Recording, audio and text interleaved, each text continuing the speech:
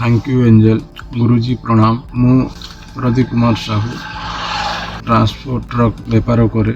सहर नाम बहुत। यही एंजल थेरापी को मु फेसबुक माध्यम जाना पाइली। मु आपणकर कोर्स नेबा पूर्व मैरेज सम्मुखीन थी। मेडिसिन नेला परे देह हल्का रोचे। एंजल थेरापी कोर्स रो एक्सपीरियंस भलो थिला। यही कोर्स शिखिबा द्वारा मनुष्य जीवन सार्थक होता है। यथा मेडिटेशन कला परे देह सुस्थ रही है, मन को शांति लगे और रोग भल होता है। इति आपणकर छात्र प्रदीप कुमार साहू। और एतिकी जे आपणक द्वारा मु एंजल थेरेपी शिखिबा पाइली पाउची मध्य।